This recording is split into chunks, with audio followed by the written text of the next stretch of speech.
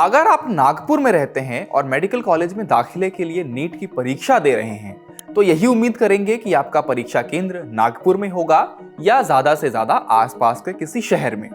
लेकिन अगर एनटीए आपका एग्जाम ले रही है तो यह भी संभव है कि एग्जाम सेंटर 2500 किलोमीटर दूर अबू धाबी में पड़ जाए।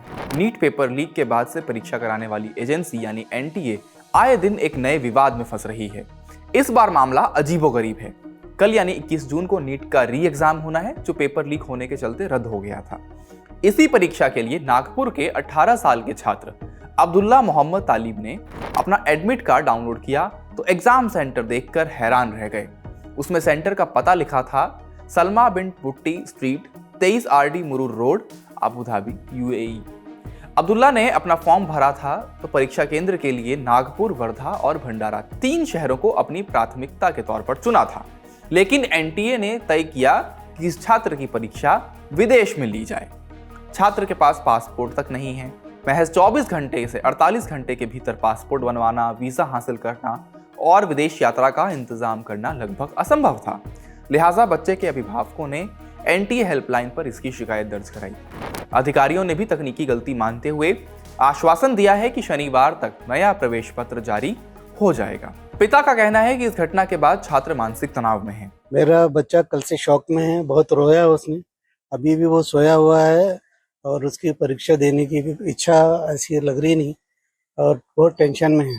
कल भी बहुत रोया हुआ, आज का भी उसका बहुत प्रॉब्लम है। हेल्पलाइन पर हमने जब शिकायत की तो उन्होंने हमको मेल आईडी दिया। अब बोले इस पर आप अपनी तकरार लिखकर हमको मेल करो और फिर मेल कर दिए हमने। उसके बाद उनका फोन आया कि हम आज 4 बजे तक यानी सैटरडे को 4 बजे तक नया एडमिट कार्ड आपको इशू करेंगे। मामले के तूल पकड़ने के बाद एनटीए के डीजी अभिषेक सिंह ने इंडिया टुडे से कहा कि मामले को सुलझा लिया गया है और इस गड़बड़ी की जांच भी कराई जाएगी।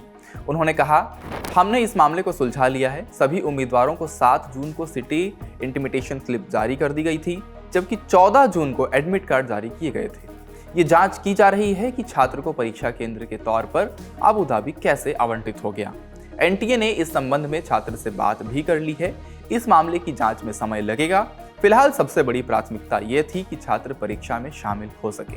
एनटीए की इस गड़बड़ी पर राजनीतिक प्रतिक्रियाएं भी सामने आई। महाराष्ट्र सरकार के पूर्व मंत्री और कांग्रेस नेता अनीस अहमद ने नाराजगी जताते हुए कहा कि एनटीए ने परीक्षा व्यवस्था की धज्जियां उड़ा दी हैं।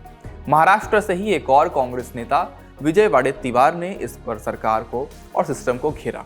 सिस्टम में सबने फिक्स किया है कि इस सिस्टम को पूरा जड़ से उखाड़ के फेंकने का, बच्चों के भविष्य के साथ में खिलवाड़ करने का निर्णय अगर लिया है तो इसके पीछे की मंशा ये भी हो सकती है कि हम लोग देश में ये नीट की एग्ज़ाम ठीक तरीके से नहीं कर सकते, तो हो सकता है कि बाहर देश में इस सबको बच्चों को लेकर जाके एग्ज़ाम करे। उसकी कोशिश का ये कि पहले कदम होगा कि इसको जाकर अबू धाबी में बिठा दे एग्ज़ाम को।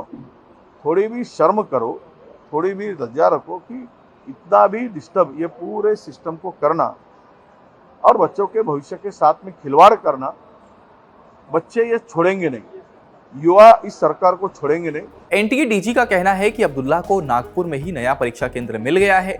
नीट परीक्षा के बैकग्राउंड पर एक नजर डालें तो 3 मई को देश भर में नीट की परीक्षाएं हुई थी, लेकिन पेपर लीक की खबरों के बाद एनटीए ने 12 मई को यह परीक्षा रद्द करने की घोषणा की थी। अब 21 जून को यानी कि कल ये परीक्षा होनी है। सरकार भी इस बार पूरी कोशिश कर रही है कि परीक्षा में कोई गड़बड़ी ना हो। सेंटर्स तक एग्जाम पेपर पहुंचाने के लिए एयरफोर्स की मदद ली जा रही है। ग्राउंड विजिलेंस में इजाफा किया गया है। यहां तक कि सरकार ने टेलीग्राम को भी अस्थायी तौर पर बैन कर दिया है। लेकिन एग्जाम से ठीक पहले एडमिट कार्ड में गड़बड़ी की इस घटना ने एनटीए के उन तमाम दावों पर सवाल उठा दिए हैं जिसमें एजेंसी कह रही थी कि इस बार नीट एग्जाम में कोई गड़बड़ी नहीं होगी। आप इस पूरे मामले को कैसे देखते हैं, हमें कमेंट बॉक्स में अपनी राय जरूर बताएं। इस वीडियो में इतना ही। देखते रहिए लर्न टॉप। शुक्रिया।